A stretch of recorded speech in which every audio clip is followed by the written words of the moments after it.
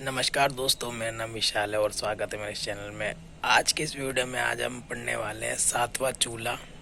ठीक है दोस्तों, ये बहुत अच्छी एक स्टोरी है। अगर आपको अच्छी लगे तो इस वीडियो को लाइक करना, पहले सुन लेना, इस वीडियो पे बने रहना और हो सके तो मैं जितनी जल्दी हो सके से कंप्लीट करने की कोशिश करूँ, वीडियो को ज़्यादा लंबी ना करूँ। बहुत समय पहले की बात है, गोविंदगढ़ में हरदयाल नामक के एक धनी सेठ रहते थे। उनका व्यापार दूर दूर तक फैला हुआ था। आसपास के नगरों में भी उनका खूब नाम था। सेठ हरदयाल के घर में किसी प्रकार की कमी नहीं थी। रुपए, पैसे, हीरे जवाहरात से घर भरा हुआ था। हरदयाल केवल धनी ही नहीं थे, हरदयालु दयालु भी थे।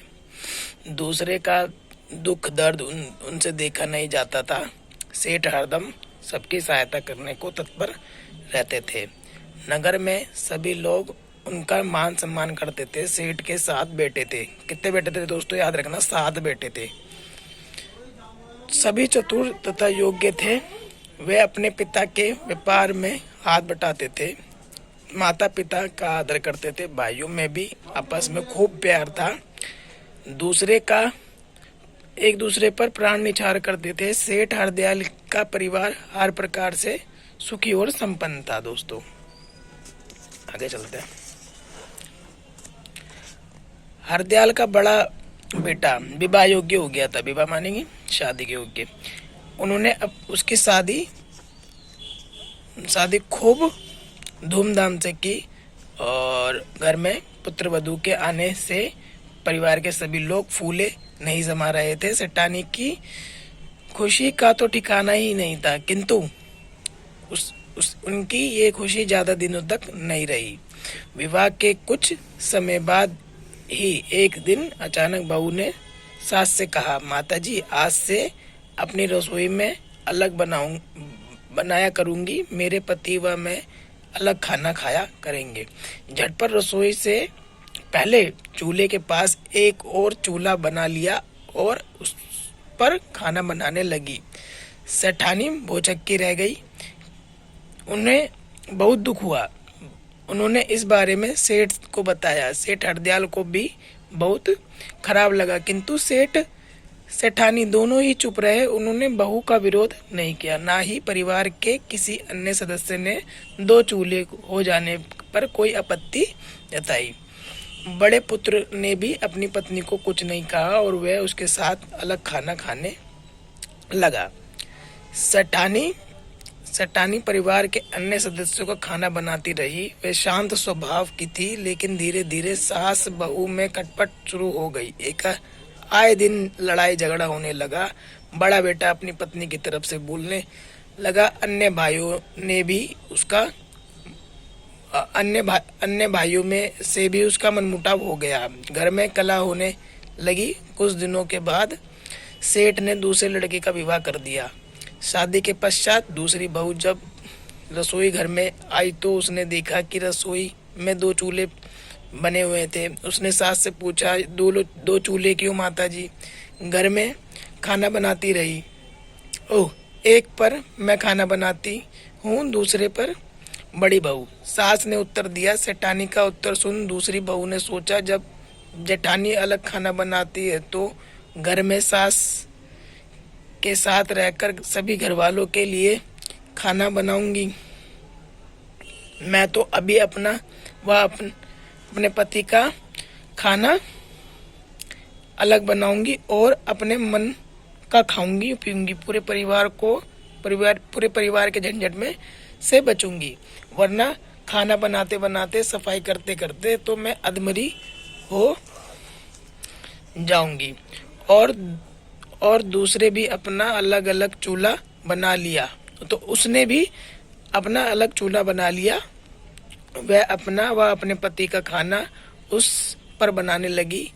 पति पत्नी अलग खाने लगे। सेठ सेठानी तथा परिवार के अन्य लोगों ने दूसरी बहू का भी विरोध नहीं किया। अब घर में 3 चूल्हे हो गए, एक सेठानी का, एक बड़ी जेठानी का और एक छोटी बहू का। कुछ वर्षों में सेठ हरदयाल के 4 अन्य पुत्रों के विवाह भी हो गए। शादी के पश्चात प्रत्येक बहू ने आकर जब देखा कि सास तथा जेठानी के अलग अलग चूल्हे हैं और सब अपना अपना खाना अलग बनाती हैं, तो हर बहू ने शादी के कुछ दिनों के बाद अपना एक अलग चूल्हा बना लिया। तो हर बहू ने शादी के कुछ ही दिनों बाद अपना एक अलग चूल्हा बना लिया और अपने अपने पति के साथ खाना खाने लगी। एक ही घर में 7 चूल्हे हो गए, एक सास का और 6 चूल्हे बहुओं के। सबसे छोटा बेटा सेठानी के साथ खाता। सेठानी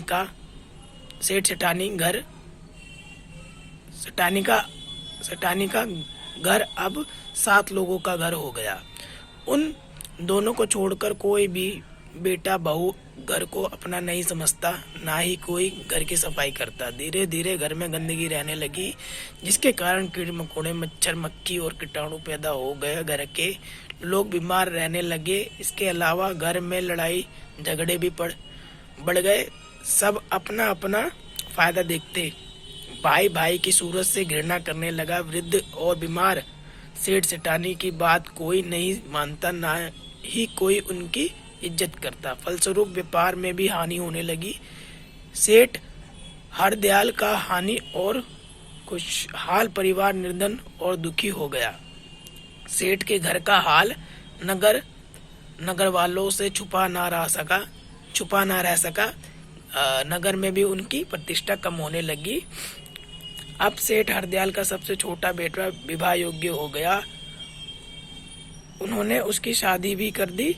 जब सबसे छोटी बहू घर में आई तो उसने देखा कि घर कितना गंदा है। ऐसा लग रहा था कि जैसे वर्षों से सफाई ना हुई हो। तभी छोटी बहू की नजर 7 चूल्हों पर गई। वह चौंक पड़ी। एक ही घर में 7 चूल्हे, इसकी समझ में कुछ नहीं आया।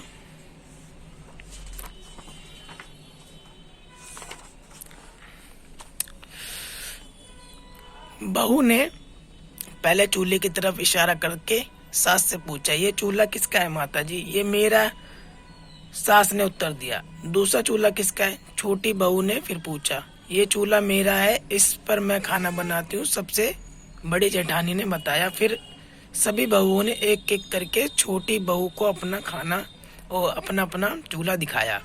छोटी बहू को बड़ा अजीब लगा। उसके घर में एक ही चूल्हा था, सबका खाना उसी पर बनता था। घर के काम सब लोग मिलजुल कर करते थे, आपस में प्रेम था, बड़ों का आदर और सत्कार था। इस घर में उसे सब कुछ गड़बड़ लगा। अगले ही दिन सूर्योदय होते ही छोटी बहू उठी। उसने झाड़ू लेकर पूरे घर में सफाई की, मकड़ी के जाले साफ किए, पानी से रगड़ कर फर्श धोया। जरा से ही देर में चमचम करने लगा, घर चमचम करने लगा। जब घर के अन्य लोग सोकर उठे तो उन्हें साफ सुथरा घर देखकर बड़ा आश्चर्य हुआ। छोटी बहू ने सभी बड़ों को आदर से प्रणाम किया और फिर दृढ़ स्वर में कहा, आज से घर में एक ही चूल्हा जलेगा। उसने हाथ में डंडा लिया और सास का चूल्हा छोड़ बड़ी जेठानी का चूल्हा तोड़ने लगी। सबसे बड़ी जेठानी चिल्लाने लगी, अरे अरे ये क्या कर रही हो? मेरा चूल्हा क्यों तोड़ रही हो? छोटी बहू ने उसकी एक ना सुनी और एक के बाद एक चूल्हा तोड़ने लगी। सभी जेठानियां चिल्लाती रह गई। छोटी बहू ने जैसे ही आखिरी 7वें चूल्हे पर डंडा मारा कि चूल्हे में से एक कहराती हुई आवाज आई, अरे मार डाला, बचाओ। ये गंदा बदबूदार बूढ़ा खांसता थूकता चूल्हे से निकला। उसकी दाढ़ी और बाल बड़े हुए थे, नाखून भी बड़े थे और गंदे थे। ऐसा लग रहा था कि जैसे ढेरों बीमारियां हो।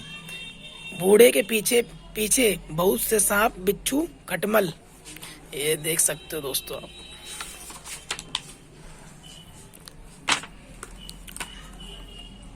खटमल, कन खजूरे, कीड़े मकोड़े, मक्खी, मच्छर आदि चूल्हे से निकले। घर के सभी सदस्य घबरा गए। तभी छोटी बहू ने आदर से पूछा, आप कौन है वृद्ध महाराज? मैं दरिद्र देव हूँ, बूढ़े ने खांसते हुए कहा। दरिद्र देव, पर मैंने तो आपका नाम कभी नहीं सुना, छोटी बहू ने प्रश्न किया। मैं गरीब और दुखों का देवता हूँ, गरीबी और दुखों का देवता हूँ। जहाँ मैं रहता हूँ वहाँ धन और खुशी नहीं रहती। ये कहो कि मैं इनका दुश्मन हूँ। मैं जिस घर में अपनी सेना सहित आ जाऊं उस पर मुसीबत का पहाड़ टूट पड़ता है। आप यहाँ कब से रह रहे हैं दरिद्र देव? छोटी बहू का प्रश्न सुनकर दरिद्र देव बोला, जब से इस घर में अलग अलग चूल्हे बने, घर में लड़ाई झगड़ा कलह शुरू हो गया, गंदगी रहने लगी, सभी लोग अपना अपना फायदा देखने लगे, बड़ों का अनादर करने लगे। तभी से मैं यहाँ पर हूँ, किंतु अब तुम आ गई हो तो अब मेरा यहाँ रहना मुश्किल है। अब मैं दूसरा ठिकाना तलाश करूँगा। घर में अब फिर से खुशहाली आएगी, सभी लोग सुख चैन से रहेंगे, रुपये और पैसों से घर भी भर जाएंगे। ऐसा कहकर दरिद्र देव अपनी सेना सहित सेठ के घर से चल दिया। छोटी बहू ने टूटे चूल्हे की मिट्टी हटाई, रसोई की खूब अच्छी तरह सफाई की और बोली, आज से मैं आपके लिए खाना बनाऊंगी। फिर अपनी सास और जेठानियों से कहा, आप सब मुझसे बड़ी हैं, आप लोग आराम करें। छोटी बहू ने चूल्हा जलाया और खाना बनाना शुरू किया। जरा ही देर में उसकी सभी जेठानियां उसकी मदद करने आ गई। सेठानी की आंखों में खुशी के आंसू आ गए, उन्होंने छोटी बहू को गले लगा लिया। सेठ के घर में फिर से खुशियां आ गई। सब लोग मिलजुल कर प्रेम पूर्वक रहने लगे। व्यापार भी चमक उठा, घर में आनंद छा गया। सो दोस्तों, इस कहानी से आपको क्या सीखना मिला ये मुझे आप कमेंट करके बताएं, और मुझे ये भी बताएं कि क्या ये कहानी कितने प्रतिशत ठीक लगती है आपको आज के दृष्टिकोण से। ठीक है, क्या ऐसा ही सच है ये जैसी कहानी बता रही है, जैसे हैप्पी एंडिंग बता रही है? प्लीज कमेंट, और अच्छी लगे तो वीडियो दोस्तों लाइक करना।